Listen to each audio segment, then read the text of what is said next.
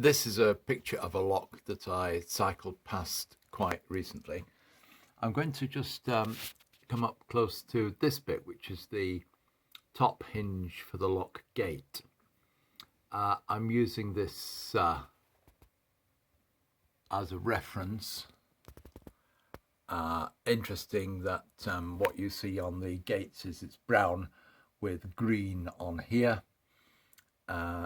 I was worried about the fit of my gates, but this is an actual working lock gate and it's not necessarily the best fit. That's the water overflowing the upper gate. And the colour, white on the tips, black for the top beam.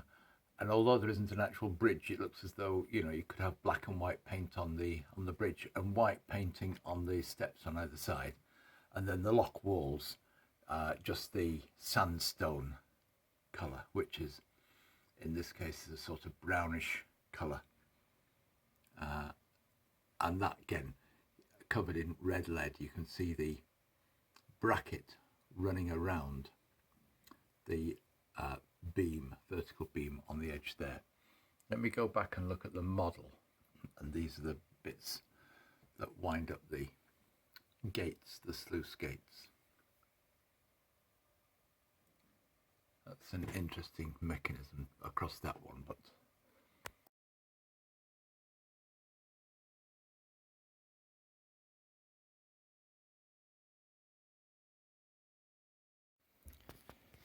so there's a fret containing some small parts, and there are some 3D printed parts in there. These are the 3D printed parts for the winch for the sluice gates, or the little gates that let the water through the lock doors.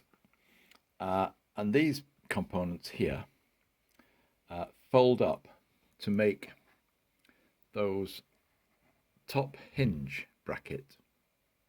I think you can see it there. So when the lock gate is in position,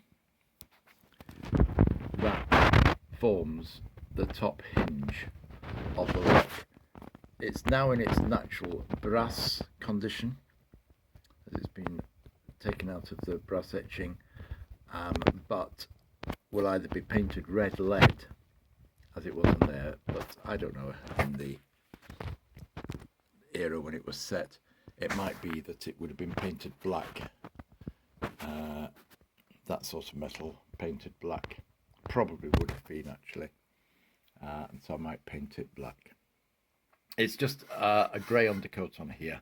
That's going to have to be made into a sort of more of a sandstone colour and then weathered. Yes, but lovely details. I like the details in the gates.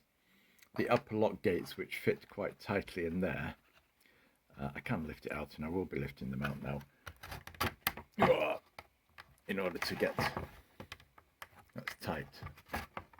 Okay. In order to put these hinge pieces on.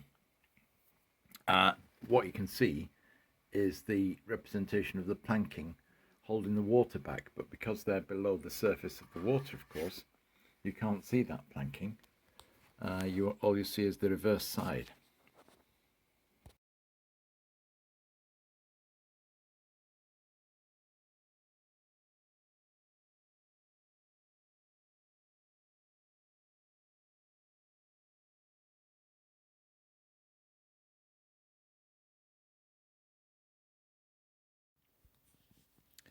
I must apologise for my painting skills and perhaps choice of colour for the sandstone, and I've not painted the water of the canal yet. But this is the completed canal lock kit. Some lovely fine detail, like the little bridge there, the stones for getting some grip while you're opening the lock gates, and the little bits of mechanism, the hinge for the lock gate in there, and then you've got the lock gates at the upper end and the little mechanism for the sluice there, and of course these gates fully operating, so you can open them up and allow the barge to pass through. That's just one of these little barge things you get in souvenir shops. It's not, I don't know what sort of model it is. It's not a waterline model, is it? You know, that's a model of a barge. It just seems to just about fit into it. So there we go. Nice bit of etched brass. Some of the paint has come off it with my handling for the ladder, the sills there. Obviously these gates won't move because they're blocking the water, but I'm very pleased with the kit, and if I do decide to change the colour or attempt to improve the colour of the sandstone, well, I'll just have to paint around the bits which I've already fitted, the bridge and the lock gates. And I've also got to find a nice murky colour for the water in the bottom of the canal down there, and potentially then consider layers of varnish or liquid water to give the proper water effect. So that aspect of it has not been even attempted by me yet. And what I intend to do next is to build up the baseboard that will support it and give that change of height between the upper and lower levels. So there we go. That's it. It gives you an impression of what it looks like and some of the detail you get with it,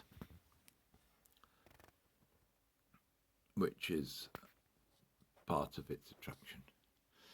I'm not sure that this is the right sort of brown, but I'll have to paint some brown and some green on there. So the paint scheme perhaps is the thing that is nothing to do with the kit and is entirely down to me not getting that right.